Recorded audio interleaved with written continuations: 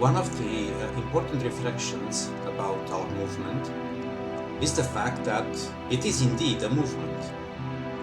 And as any other movement, it will evolve through highs and lows, but it will eventually disappear or morph into some new forms that do not resemble the original anymore.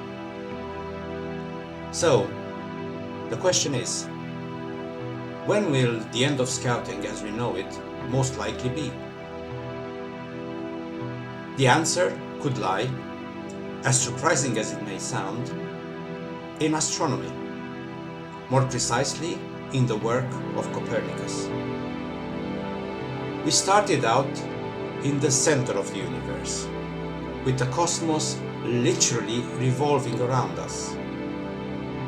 Then, we were rudely relegated to one of the 8 planets orbiting the Sun. A sun which subsequently was revealed to be just one of billions of stars in our galaxy. The idea that the Earth, and by extension humanity, does not occupy a privileged place in the universe is known as the Copernican principle, as it was Copernicus who firstly stated that our planet is just one among others, and there's nothing special about it.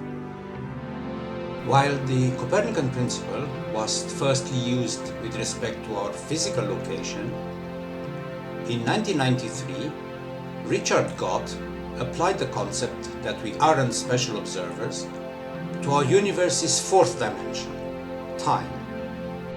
I agree. Gott explained that if we assume we don't occupy a unique moment in history, we can use a basic equation to predict the lifetime of any phenomenon,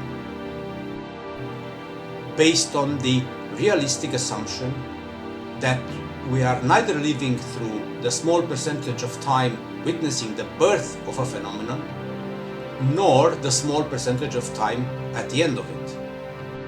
Therefore, there's more than a reasonable guess that we are currently somewhere within the 95% of the middle life of a phenomenon.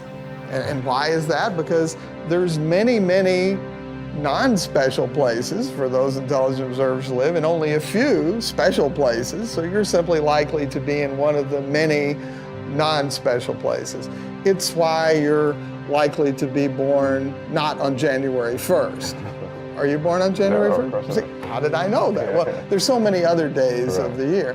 And you can use this to predict future longevity of your intelligent species and so forth, but this principle is very important. Through a very simple derivation, which I won't lay out here, the full equation for the future lifetime of any phenomenon is this, where T current is the amount of time something has already been around, T future is the expected amount of time it will last from now, and the confidence interval expresses how certain we are in the estimate. In other words, what has been around for a long time will most likely be around for a significant amount of time from now on. If you take the example of the 7 wonders of the ancient world, at a time when all of them were still in place, the Great Pyramid of Giza was by far the oldest. And which one of them is still standing 2,000 years later? I use the Copernican principle to predict the future longevities of Broadway plays, given that when I wrote my paper, it was a random time relative to the longevities of these plays, and that worked out. 44 plays, and 40 of them worked out correct within the 95% confidence levels. Applied to Homo sapiens, our species, there is a 95% chance that will still be around for anywhere between 5,130 years to 7.8 million years.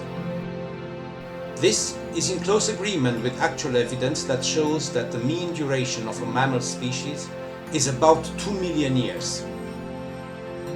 Now, if we apply the formula to Scouting, For a 50% confidence, the factors are 1/3 and 3. So scouting should be around for another anywhere between 38.6 and 348 years. For a better confidence, like 95%, the factors are 1/39 and 39, which means scouting will still be around for the next 3 or up to the next 4,500 years. If we are closer to the lower or the higher number, it probably depends in great part on us and our actions now.